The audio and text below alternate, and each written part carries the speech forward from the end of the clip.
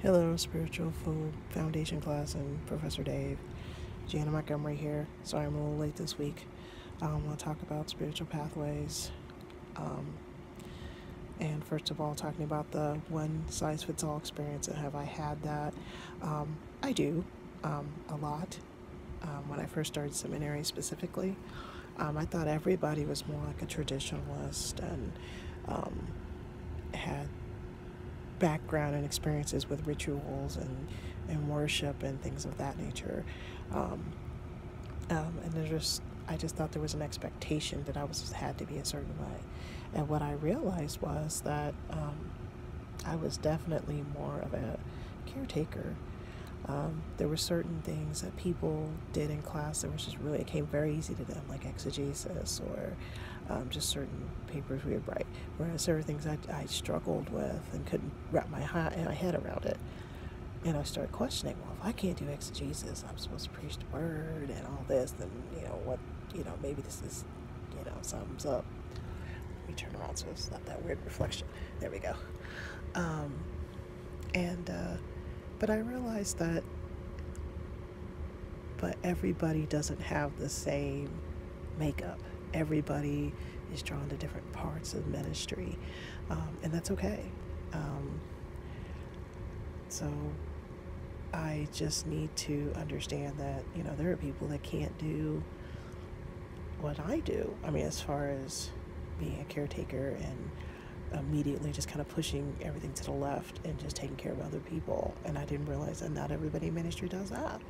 So I felt like I've been in that place before, and I've been in places I feel like I don't fit in, but then I realized that that's the point. I mean, there has to be a variety in the kingdom in order for things to get done. I mean, that's why the Bible's written in different ways, right? That's why some of it,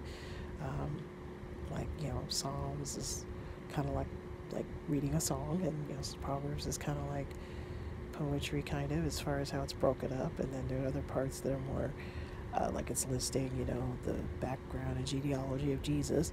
It's all relevant, but it's all different and all appeals to different ways of just how we're made up.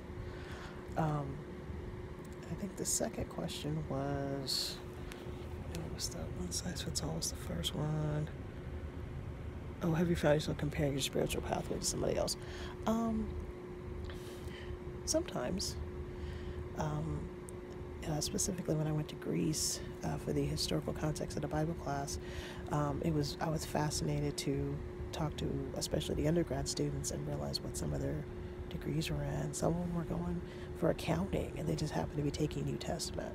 Some of them were like, well, yeah, I'm going to do something outside of ministry, but I think God has called me to this, but for some reason I'm doing this degree now, which I could relate to because my undergrad is business administration and management, and I couldn't figure out why would God not have me do biblical studies as an undergrad, because there's a need in the body for all kinds of skill sets and all kinds of things.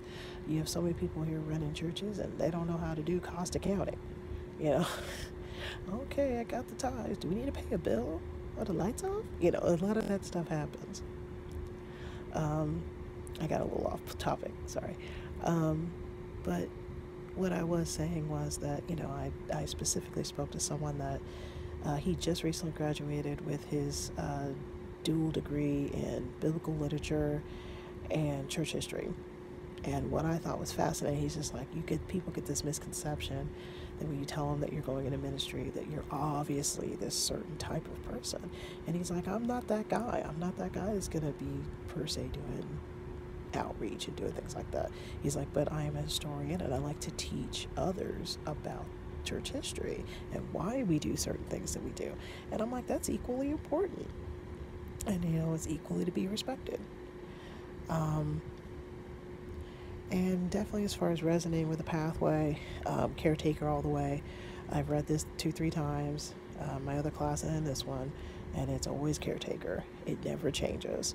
I wish I could explain it better, but it's literally like a switch. I go into a situation and I feel like somebody needs something and it's immediate. I can't control it, to the point that you know, like if I go to my dad's house, I immediately start cleaning. I can't stop.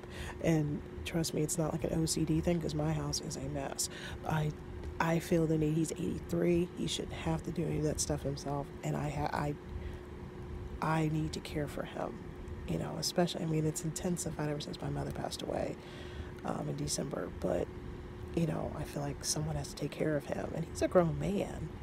But there's some things he's used to someone else doing, namely my mom. So I feel like that's a role I tend to step into.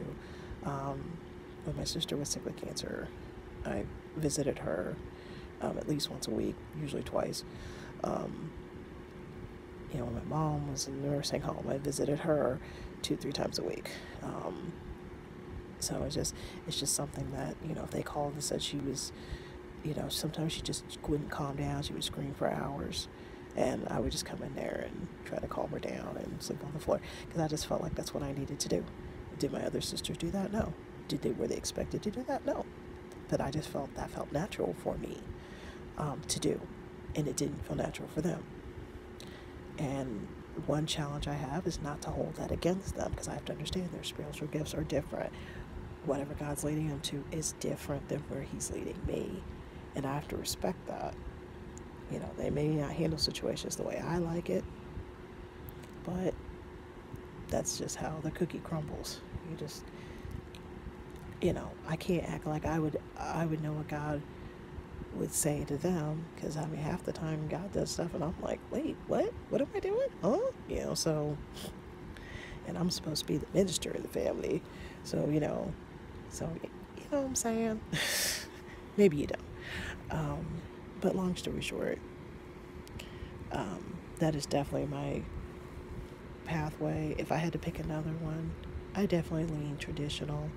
I love, that was one thing when I went to my dad's reunion this past weekend. It was old school Baptist church and the old hymns and the prayer, you know, the real long ones. You're not quite sure when they're going to end. Oh, that took me back. It was great. And, you know, despite the churches I go to now are nothing like that as far as worship and praise, but sometimes it's nice to go back. Sometimes I just feel it right here. It's a different time. It's a different way of reverencing, and you know, I really respect it. And I think that's all pretty much. So, God bless, and hopefully you guys have a great week. Talk to you guys soon.